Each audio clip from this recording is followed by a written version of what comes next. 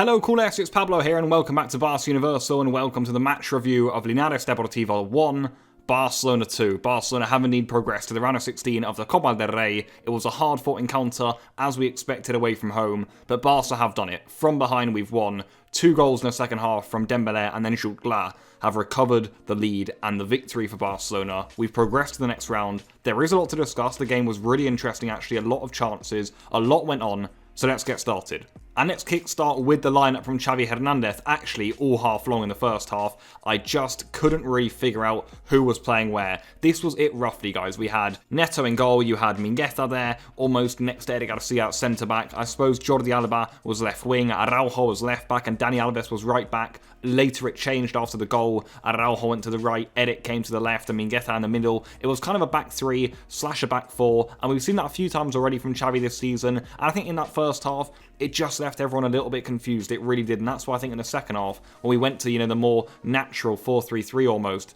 everything felt just more natural in a way. And I just feel as if I'll get onto it a bit later too, but I think when we're playing this, makeshift 4 back, 3 back, everyone seems a little confused with their roles. I think the 4-3-3 right now, it suits Barca a lot better. But let's kickstart with the match action. I thought Barcelona were actually okay in the first half. Look, I think in these games, I'm never actually expecting fireworks or anything amazing. The pitches are quite tough to play on. It's hostile. It's usually a rotated team. All of those things apply today. Araujo had a good headed chance actually in the 5th minute, and actually all game long, by the way. There were so many chances in this game. Loads and loads of chances to cover. 17th minute, Elias had a good chance. I thought that was going to be the opener for Barca. Good play, I think, by Nico, who got it through to him. Elias comes in there. It looked like he got a bit of a nudge before his shot went in, but it just goes wide of the goal. And then a minute later, it's actually Linares Deportivo who open the score. The stadium absolutely erupts. And it's a good goal from them, you've got to say. But 18 minutes played, like I said. It's a good cross. It's a very good header too by Hugo Diaz. Good movement from Linares.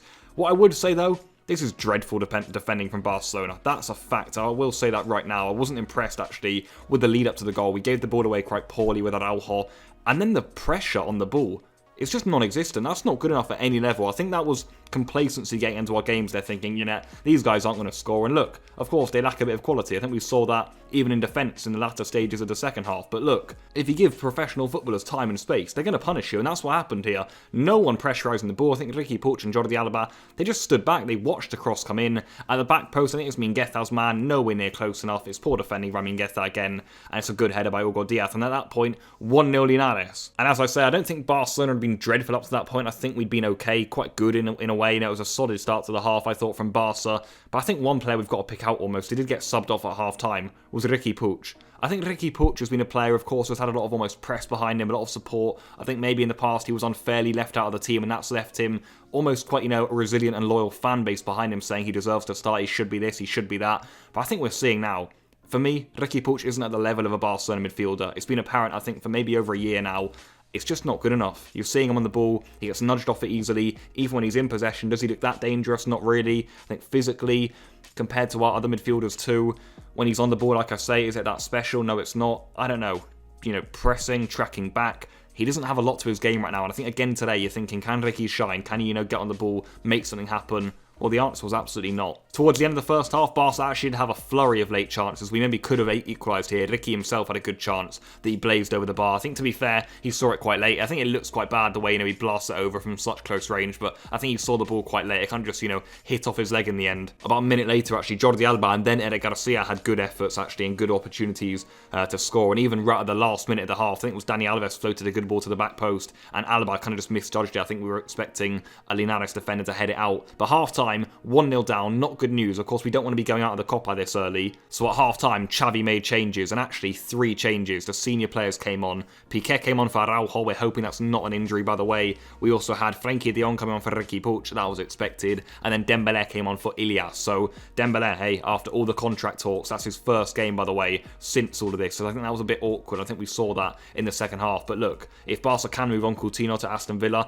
that will give us the wage limit to register Ferran Torres. That means Dembélé can stay, but again, if he's leaving at the end of the season and negotiating with other clubs, it's a bit awkward, but it is what it is. And actually, right at the start of the second half, Barca had quite a good chance, and it was Ferran Jutglà there. Jordi Alba cut it back to him. Good chance for Jutglà. And then for about 15 minutes after that, not much happened. I was thinking, Linares, they're running down the clock here, but out of nowhere, Barca equalised. And who else but Ousmane Dembélé? It's a good goal, to be fair. It is a good goal. And I think what I would say about Dembélé in that second half is that he stood out. I think against third-tier opposition, when Dembélé's on it, he looks like a different sort of player. And that's always what we've said about Dembélé. Whenever we praise him, we always said, you know, he looks different, he gives us a lot, he's quick, he's agile, he can get in and around players.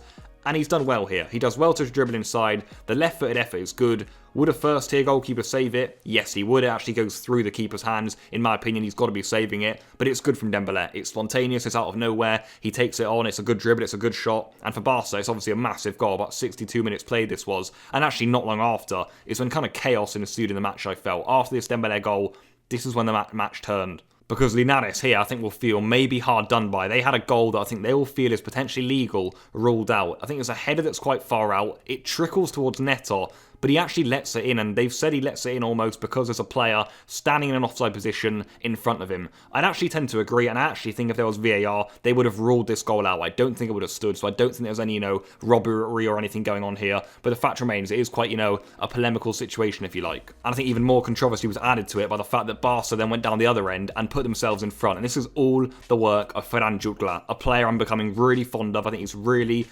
impressed me in the final third. He gets on the ball, he's hungry, he's got desire about his game, he's also got quality, he looks very assured, he's good with his back to goal, he's good at running in behind, he knows where the space is, he just looks like a sharp striker. I wonder where this guy's been hiding. Really looks like a good player, he fits Barcelona very well, and this goal is great, just a great goal. Not even much, you know, analysis to say about it. He dribbles, he cuts inside, and he fires it into the corner. Exactly what we need. Well done, Jutglà, great finish, great goal for Barca, and after looking like it could be a really, you know, devastatingly, you know, poor exit in the cup, Barca now in front with over 20 minutes left to go. After we went 2-1 up, I did feel as if the game started to slow down a little bit. Linares did have maybe one last big chance where actually a curled effort went off the angle. Neto looked like it was going wide, but that nearly dipped in actually. But other than that, you know, Linares didn't really trouble us. PIQUÉ came on and dealt with pretty much everything that came forward. Him and Eder Garcia had a solid second half, I felt. Look, they put a bit of late pressure on, but it wasn't any, you know, heart and mouth situations for Barca as it was against Mallorca. We also had a few chances actually to kill the game late on. Alvaro Sanz fired one just wide of the post.